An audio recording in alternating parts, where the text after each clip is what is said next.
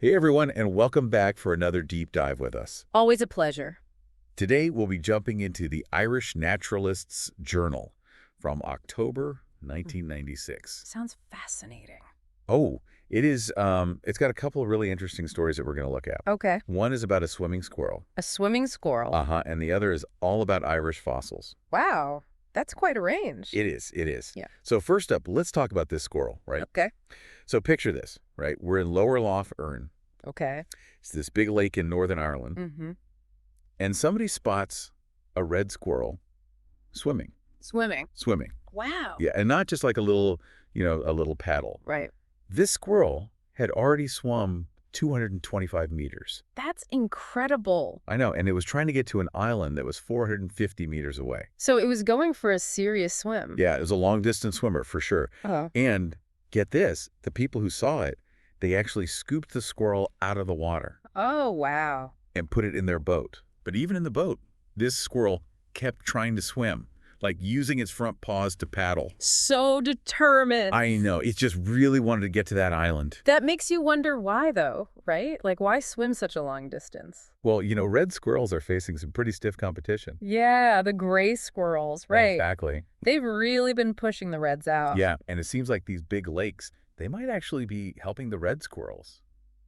How so? Well, they're kind of like natural barriers. I see, yeah. The gray squirrels aren't as good at crossing them. Interesting. So the water is giving them a bit of a safe haven. Yeah, and it's not just Lough Erne either. Right. You see the same thing with other big rivers in Ireland, Like the Shannon and the Lower Bann. Oh, right. Those would definitely be difficult for squirrels to cross. Yeah, but the thing is, even with these barriers, there's still a concern that the gray squirrels could eventually make it to the islands.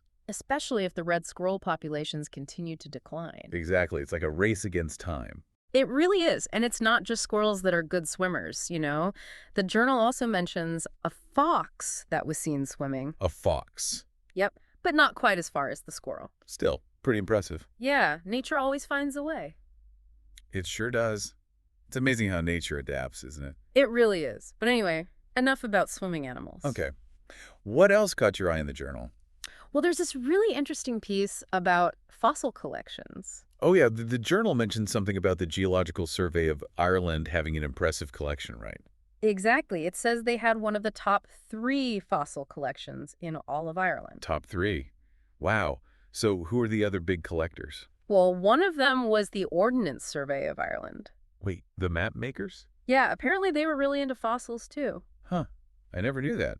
So what kind of fossils did they collect? A lot of them came from Ulster. Ulster. That's the northern part of the island, right? Yep. They were doing this massive survey of the whole region. Trying to map everything, huh? Yeah, not just the landscape, but everything. Plants, animals, the whole shebang. And fossils. And fossils, they were really going all out. So what happened to this grant survey? Did they finish it? Well, no. Unfortunately, it got too expensive. Money problems, the downfall of many a grand project. Yeah, it's a shame, though. But, even though they didn't complete it, this survey actually had a big impact. Really? How so? Well, it actually helped lead to the creation of the Geological Survey of Ireland in 1845. So in a way, their work wasn't wasted after all. Exactly. It laid the groundwork for a dedicated geological institution. That's pretty cool. And what about those fossil collections, the GSI one and the Ordnance Survey one?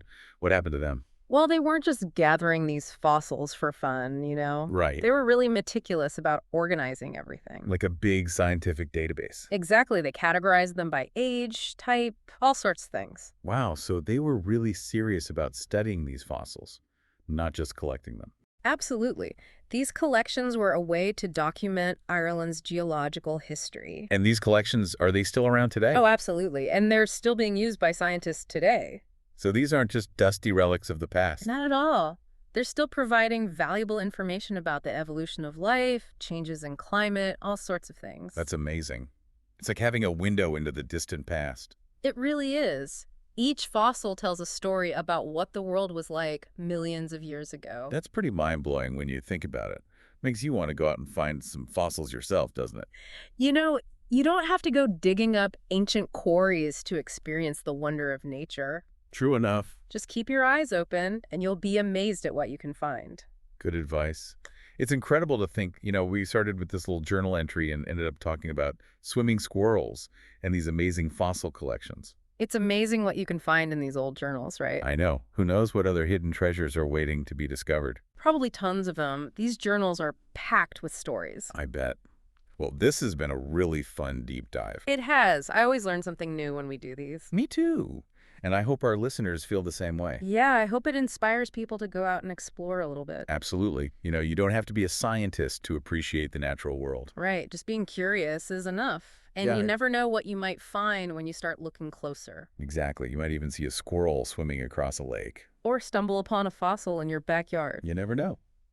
Well, that's all the time we have for today. Already, time flies when you're having fun. It really does. Thanks for joining us for another deep dive. Always a pleasure. And until next time, keep exploring and stay curious.